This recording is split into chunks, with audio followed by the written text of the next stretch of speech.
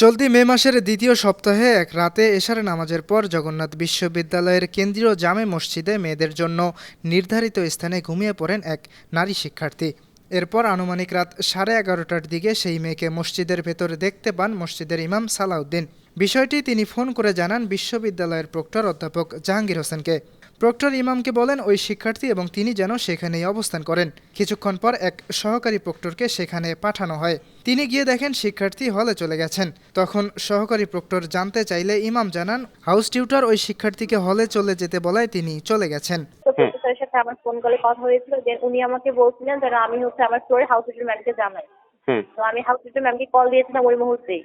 Ma'am আমাকে তখন বলছে আচ্ছা ঠিক আছে বাবা তুমি হলে চলে আসো। এই অবস্থায় প্রক্টর অধ্যাপক জাহাঙ্গীর মসজিদের ইমামকে পরদিন প্রক্টর অফিসে এসে দেখা করতে বলেন।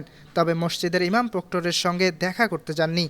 এই ধারাবাহিকতায় ইমামকে আপাতত নামাজ পড়ানো থেকে বিরত থাকার নির্দেশ দেওয়া হয়। না, জাস্ট নামাজে থেকে সাময়িকের জন্য বিরতি রাখা হয়েছিল। আর যেহেতু এশার নামাজের পর ঘটনাটা ঘটেছে, যাতে এইরকম একটা অনাকাঙ্ক্ষিত ঘটনা না ঘটে খুব স্বাভাবিকভাবে আমরা একটু সতর্ক হয়েছি।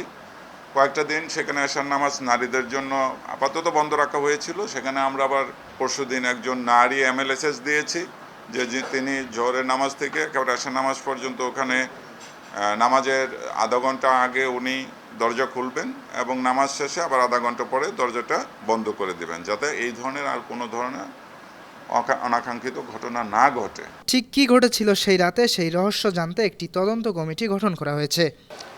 আমরা আশা করছি খুব শিগগিরই এটা আমরা দিতে পারবো আর কি। তবে এটা দেখি, আমরা আগে তথ্য নিয়ে দেখি তথ্যের গভীরতা এবং এটার পরিসর কতটুকু যেতে হয়, এবং আমরা চেষ্টা করব যেন সঠিক তথ্যটা আমাদের এই তদন্তের মাধ্যমে উঠে আসে আর কি। এই ব্যাপারে ইমামের সঙ্গে যোগাযোগ করার চেষ্টা করা হলে তিনি ফোন কল রিসিভ করেননি।